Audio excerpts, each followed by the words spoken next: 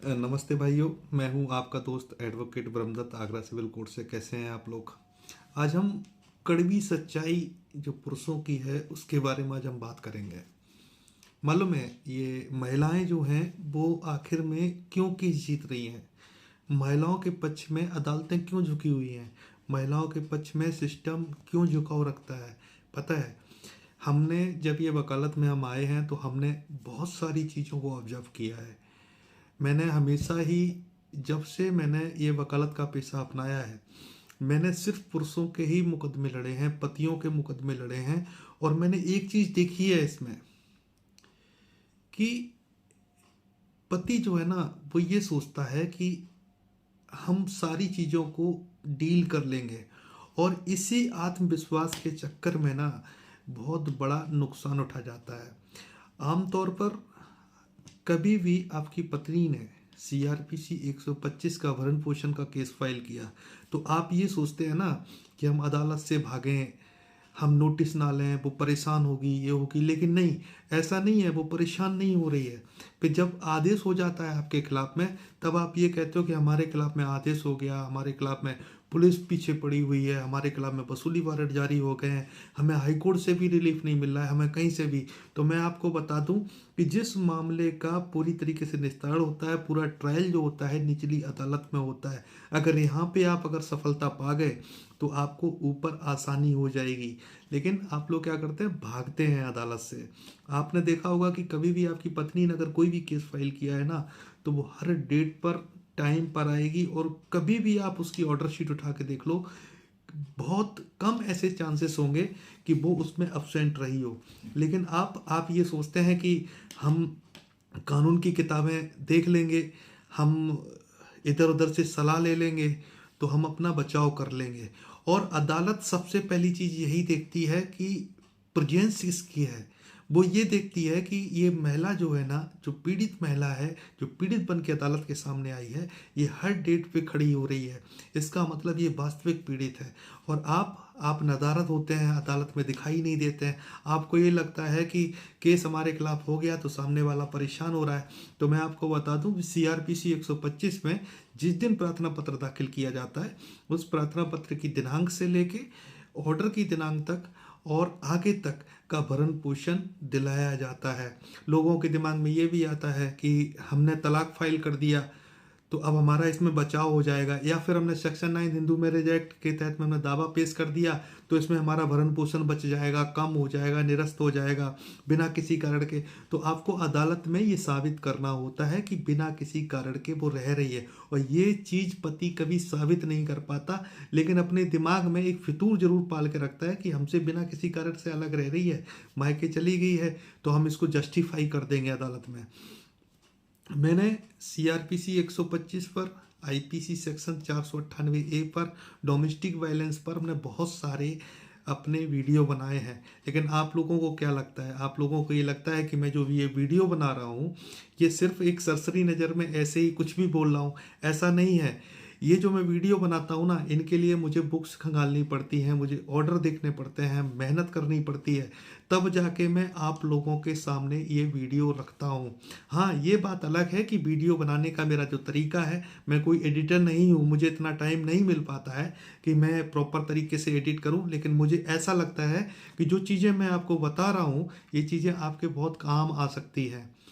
और आप लोग ये सोचते हैं कि हम सैलरी छिपा लेंगे या हम अपने आप को बेरोजगार कर लेंगे। कभी कभी तो ये होता है कि अपने आप को बेदखल करवा लेते हैं। आपके बेदखल होने से, आपकी सैलरी छिपा लेने से, आपके काम ना करने से अदालत के आदेश पर कोई प्रभाव नहीं पड़ने वाला है।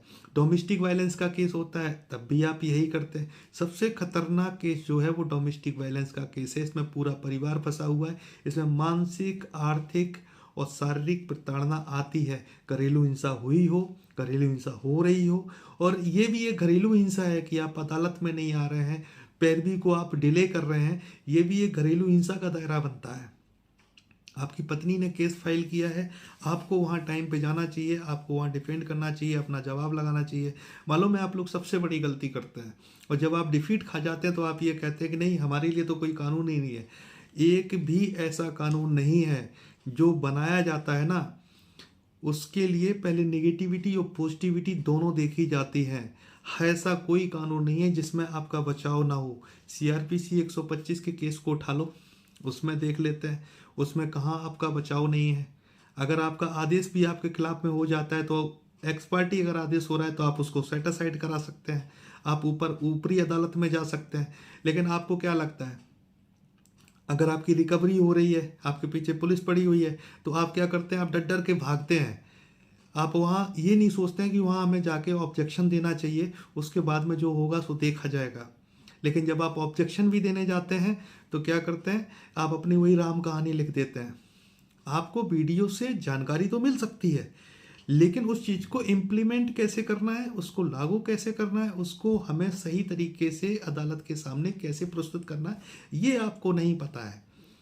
और आप लोग ये सोचते हैं कि हमने तलाक फाइल कर दिया या हिंदू मैरिज एक्ट सेक्शन 9 का केस फाइल कर दिया, तो सेक्शन 9 में ये जरूरी नहीं है। और एक चीज़ मैं और बता दूं, मैंने एक अपनी वीडियो में भी कहा था कि अगर सेक्शन 9 की डिग्री अगर आपके पक्ष में मिल भी जाती है तो भी आप अपनी पत्नी को अपने साथ में रहने के लिए बाध्य नहीं कर सकते, उसके आधार पे आप तलाक नहीं ले सकते। बहुत रेयर एंड रेयरेस्ट केसेस ऐसे होते हैं जिनके आधार पे तलाक मिल सकता है, लेकिन एक समय सीमा निकलने के बाद, यानी कि आपने 5 साल मुकदमा लड़ा हिंदू मैरिज एक्ट सेक्शन 9 का, फिर उसके बाद में आपने 2 साल इंतजार किया, तब जाके आप डाइवोर्स फाइल करेंगे, और डाइवोर्स फाइल करने के बाद में फिर आप सालों साल इंतजार करते रहेंगे। तो सबसे पहले आप अपनी ये गलती करते हैं कि अरे नहीं यार, हमें किसी तरीके से छुटकारा मिल जाए, हम तलाक फाइल कर दें।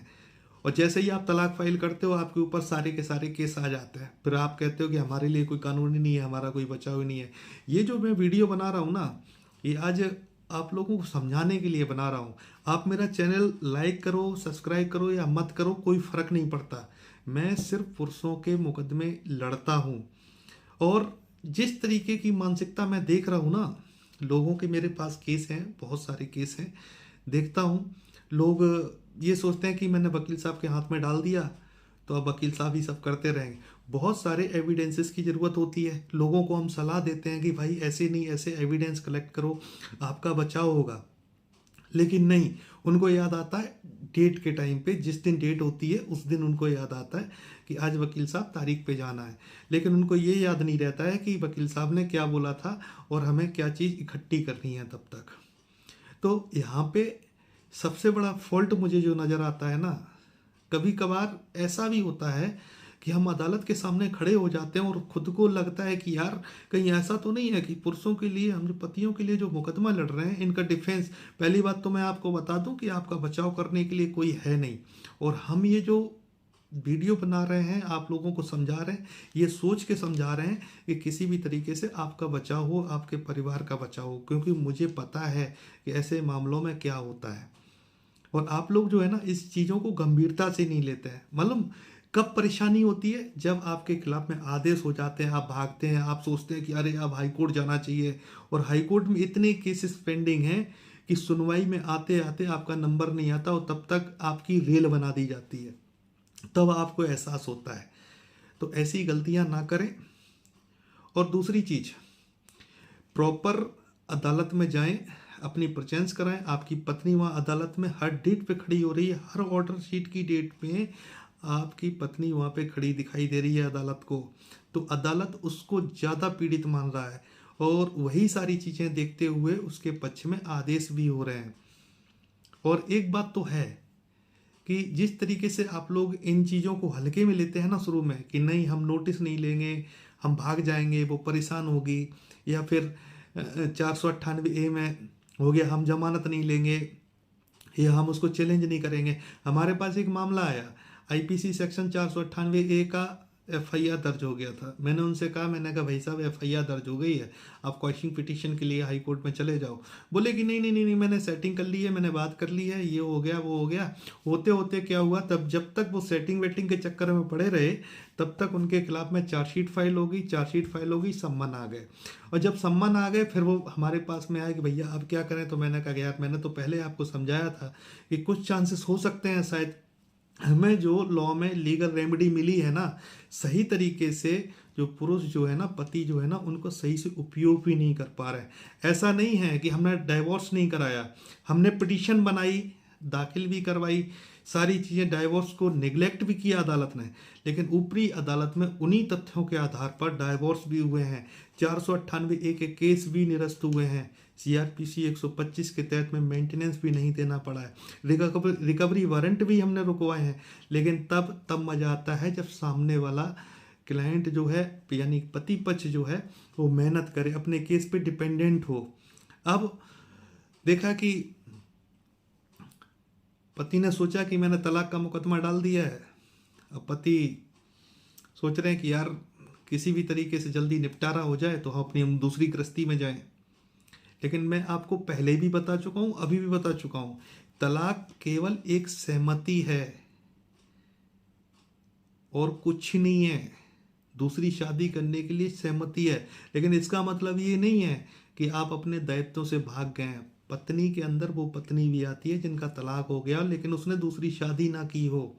बहुत गहरी बात बता रहा हूँ। बेशक आपका तलाक होगा, मेरे पास 2-4 ऐसे मुकदमे हैं जिनमें तलाक भी हो गया है और उसके बावजूद भी मेंटेनेंस के ऑर्डर हुए हैं, डोमेस्टिक वायलेंस के ऑर्डर हुए हैं।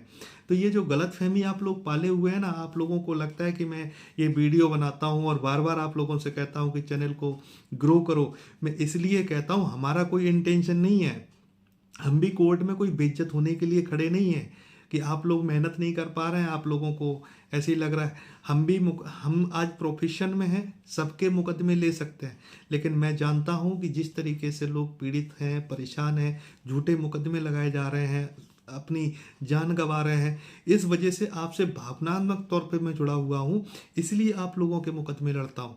बाकी का हमें शौक नहीं है, हमारा ये पैसा है। आप हमारे चैनल को सब्सक्राइब करो या मत करो, कोई फ़र्क नहीं पड़ता और ना ही इससे कोई हमारी इनकम आती है। लेकिन क्लियर बात यह है कि आप लोगों ने अपने आप को, अपने जीवन को मजाक बना रखा है।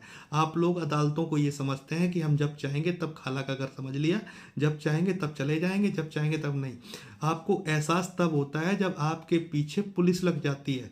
आपको तब एहसास होता है कि आपके पीछे आपकी पत्नी लग जाती है, आपको हाई कोर्ट से रिलीफ नहीं मिलती है, आपको सुप्रीम कोर्ट से रिलीफ नहीं मिलती है, तब आप कहते हैं कि नहीं यार अब तो मैं बहुत बुरा।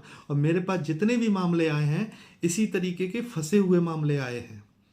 तब आए हैं जब रिकवरी वारंट जारी हो गए हैं, पुलिस पीछे है, दबिश पड़ी हुई है, ऐसे मुकदमे मेरे पास में आए हैं। अब ये बताइए, बिगड़ा बिगड़ाया मुकदमा है जो आपने पूरी तरीके से बिगाड़ लिया है, कभी कभी आप गए ही नहीं हैं, 2-2 साल तक आप अदालतों में नहीं जा रहे हैं, आपकी पत्नी हर एक डेट पे वहाँ पे अदालत में खड़ी हुई है, ऐसे में आप कौन सी राहत लेना चाहते हैं? और बाद में आप ढिढोरा पीट देते हैं कि पुरुषों के लिए कोई कानून नहीं है। मानते हैं कानून नहीं है, दिखाई दे रहा है कानून नहीं है, लेकिन ऐसा भी नहीं है कि उसी कानून में आपका बचाव भी नहीं है।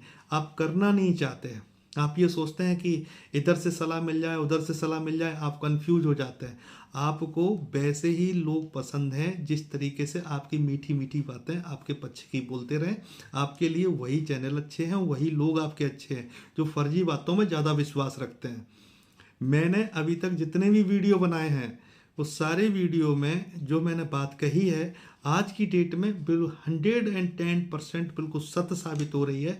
उन्हीं चीज़ों के आधार पर आज की डेट में आप उठा के देख लो, इलाहाबाद हाई कोर्ट के जजमेंट्स उठा के देख लो, बहुत सारे ऐसे जजमेंट आए हैं जिसमें मैंने कहा कि 421 पर जुर्माना लगेगा। 421 जुर्माना होने के बाद वसूली वारंट जारी होंगे, ये भी बात सही है। रजनीश वर्सेस नेहा पारुल त्यागी, ये सारे जजमेंट्स की बात मैंने कही। मैंने अपने वीडियो में ये भी बताया था कि पुलिस गिरफ्तारी नहीं कर सकती, मैंने ये भी बताया था कि पुलिस भरण पोषण की राशि वसूल नहीं कर सकती। मैंने हर चीज़ बहुत स्पष्ट और क्लियर तरीके से आपको बता दी थी। लेकिन बात वही है ना कि जब आप अप्लाई कर पाएंगे तब ना, आपको अप्लाई करना नहीं है क्योंकि आपको लग रहा है कि पत्नी चली गई है, मुकदमे फाइल हो गए हैं, वकील साहब को हमने केस दे दिया है, वकील साहब खुद ही देखते रहेंगे, अपना जो भी करना है करते रहो, है ना। तो इस तरीके की चीज़ें आप करोगे तो आपका कोई बचाव नहीं कर सकता, मैं क्या भगवान भी बचाव नहीं कर सकता। और रही बात चैनल की, तो आप सब्सक्राइब करो या अनसब्सक्राइब कर दो, कोई फ़र्क नहीं पड़ता। और हम पुरुषों के लिए लड़ रहे हैं, पतियों के लिए लड़ रहे हैं, केस फाइल कर रहे हैं, किसी तरीके से जितना बचाव हो सकता है उतना बचाव हम कर रहे हैं।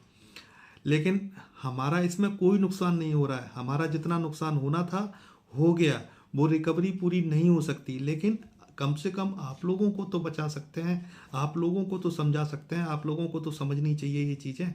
मैं आज ये जिस काले कोट में बैठा हुआ हूँ ना, ऐसे नहीं था, मैं भी एक इंजीनियर था, मैं भी आराम से नौकरी करता और 50,000 रुपये वकील को देता रहता और तारीख करता रहता और मौज मस्ती में बना रहता। लेकिन नहीं, मुझे लगा कि गलत हो रहा है, गलत चीज़ें हो रही हैं, पुरुषों का सपोर्ट करना चाहिए, इन्हें सही रास्ता दिखाई देना चाहिए, इसलिए मैंने ये सारी चीज़ों को अपनाया है। इसलिए किसी भी चीज़ को हल्के मत लो, अदालतों को हल्के में मत लो। अब आप एक चीज़ बताओ, सीआरपीसी 125 में आप दावा दाखिल किया गया, आपके लिए सम्मन का आदेश हुआ, आपने 2-4 सम्मन लिए ही नहीं। आप सोच रहे नहीं पत्नी परेशान, अरे पत्नी परेशान नहीं होगी, जो आपकी लीगल रेमेडी है ना वो आपने खत्म कर दी।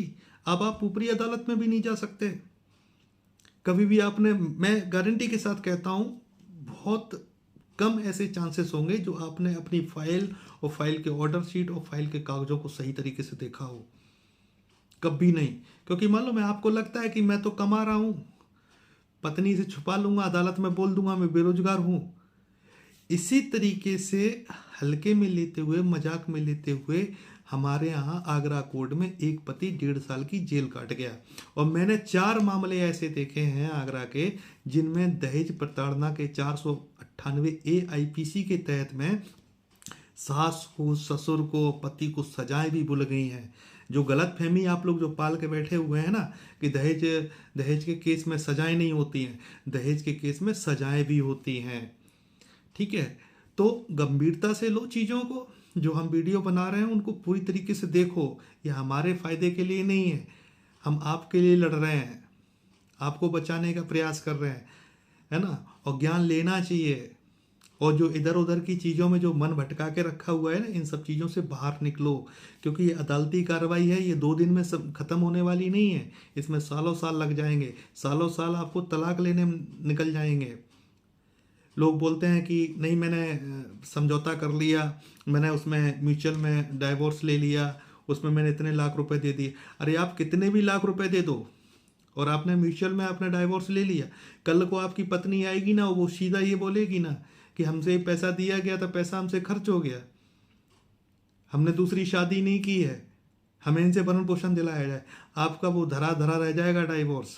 बहुत सारी ऐसी चीज़ें हैं जो मैं नहीं बोलना चाहता, इसलिए चीज़ों को गंभीरता से लो। और एक चीज़ मैं बताऊं कि आप नहीं, आपका पूरा परिवार फंसा हुआ है, ठीक है। और कुछ लोग ये सोचते हैं ना कि मैंने अपने आप को बेदखल करवा लिया, तो बेदखली भी कैसे करवाते हैं ये पता है? 1500 रुपये, 1500 रुपये पेपर वाले को दे के, पेपर में एक छोटा सा एक वो निकलवा देते हैं, वो सोचते हैं कि अरे इसमें बेदखली हो गई। बेदखली का एक प्रोसीजर होता है, तभी बेदखल माना जाता है। और आपके बेदखल होने से या ना होने से अदालत को कोई फर्क नहीं पड़ता, केस पे कोई फर्क नहीं पड़ता है। आप पति हो, एज अ लेबर कैटेगरी मानते हुए, डेली बेसिस के मानते हुए, तब भी मेंटेनेंस बांधा जाएगा। तो ये गलत फहमी अगर आप लोगों के दिमाग में है ना, तो ये निकाल दो। और जो ये सोचते हैं ना इधर उधर से ज्ञान मिल जाता है, हाँ, मैं जो चीज़ें बोलता हूँ और लोग हमसे संपर्क करते हैं तो मैं उसका फीस भी चार्ज करता हूँ, क्योंकि हमारी भी स्थिति जो है ना बहुत बुरी रही है, बद से बदतर रही है। अब थोड़ा सा ये है कि आप लोगों के लिए लड़ रहे हैं, मेहनत कर रहे हैं, तो हमारा भी चल जाता है। और ये वाजिब भी है, क्योंकि बच्चे भी बड़े हो रहे हैं, सारी चीज़ें हो रही हैं। जब हम थे इस लायक, कर रहे थे, जब तक किया तब तक किया, अपनी भी जिम्मेदारियां हैं।